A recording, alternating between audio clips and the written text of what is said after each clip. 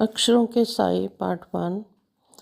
मैं बहुत छोटी थी जब माँ नहीं रही, तो रात को जब मैं छत पर सोती लगता चाँद पर मेरी माँ का नाम लिखा हुआ है।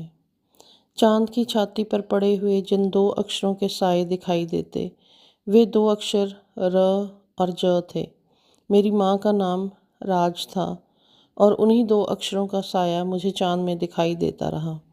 उठती हुई जवानी के साथ उन्हीं दो अक्षरों में एक अक्षर और मिल गया न, और मुझे लगता जिसके नाम के 3 अक्षरों का साया चाँद पर दिखाई देता है, वह राजन ज़रूर कहीं इस दुनिया में होगा जो कभी मुझे मिलेगा। जिस तरह गीली मिट्टी पर से गुजरने वाले के पैरों के निशान वहाँ पड़े हुए दिखाई देते हैं, ठीक उसी तरह मुझे चाँद में उसका नाम दिखाई देता और मैं सोचती वह कभी एक मोहब्बत बनकर जाने किन राहों से गुजरता हुआ मेरी ज़िंदगी में आएगा। मैं ज़िंदगी भर अक्षरों को कागज़ पर उतारती रही, लेकिन एहसास वही बना रहा कि सारे अक्षर चाँद पर से गिरते हैं। इसलिए एक बार कहा, खामोशी के पेड़ से मैंने ये अक्षर नहीं तोड़े, ये तो जो पेड़ पर से झड़े थे, मैं वही अक्षर चुनती रही। इसी तरह एक बार वही बात कुछ अलग सूरत में आई।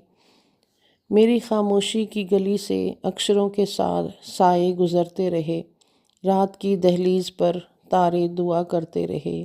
चाँद की मटकी से जब कतरे से कुछ गिरते रहे, रात की दहलीज पर तारे दुआ करते रहे। बहुत सालों बाद 1990 में जब जलंधर दूरदर्शन से मेरी ज़िंदगी और रचना पर एक फ़िल्म बनाई थी, उसमें पहले अल्फाज मैंने यही कहे थे, चाँद पर अक्षरों के साए दिखाई देने लगे। काल सर्प का साया। कई घटनाएं सामने आईं जो सितारों का इल्म रखने वालों ने जो कहा, उससे मैं जान पाई कि मैं जन्म से काल सर्प योग में लिपटी हुई हूँ। काल सर्प योग तब बनता है जब जन्म कुंडली के सारे ग्रह राहु और केतु के दरमियान घिरे हुए होते हैं। बहुत से ग्रंथ इसका जिक्र करते हैं, लेकिन ब्यौरे में नहीं जाते। सिर्फ एक पुस्तक मेरे हाथ में आई थी, पंडित माणिकचंद जैन की, जिसमें वे कुछ ब्यौरे से कहते हैं कि यह कड़ा योग सिर्फ बलवान आत्माओं का होता है, पंडित जवाहरलाल नेहरू जैसी आत्माओं का जो इसे झेल लेते हैं। कमज़ोर आत्माएं तो इसमें टूट जाती हैं।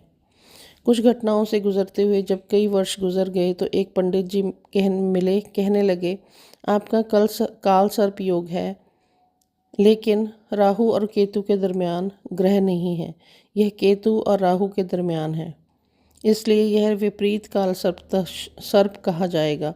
संघर्ष तो ज़िंदगी भर बना रहेगा, लेकिन वह संघर्ष शुभ फल देने वाला होगा।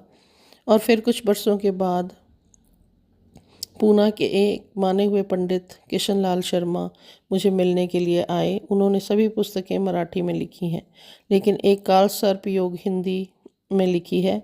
पुस्तक देखी तो हैरानी हुई कि उन्होंने बहुत गहरे से उतरकर इस योग का अध्ययन किया है।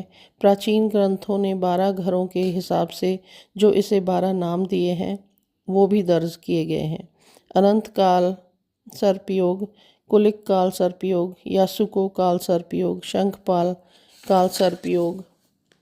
यह काल सर्पयोग महापदा काल सर्पयोग, तक्षक काल सर्पयोग, कंकोटक काल सर्पयोग, शंखचूड़ काल सर्पयोग और शेषनाग काल सर्पयोग।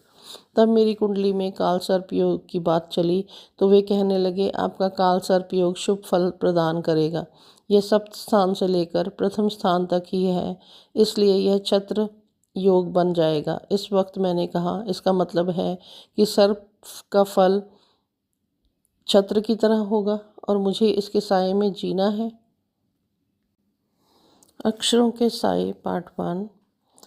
मैं बहुत छोटी थी जब माँ नहीं रही, तो रात को जब मैं छत पर सोती लगता चाँद पर मेरी माँ का नाम लिखा हुआ है। चाँद की छाती पर पड़े हुए जिन दो अक्षरों के साए दिखाई देते, वे दो अक्षर र और ज थे। मेरी माँ का नाम राज था और उन्हीं दो अक्षरों का साया मुझे चाँद में दिखाई देता रहा। उठती हुई जवानी के साथ उन्हीं दो अक्षरों में एक अक्षर और मिल गया, न। और मुझे लगता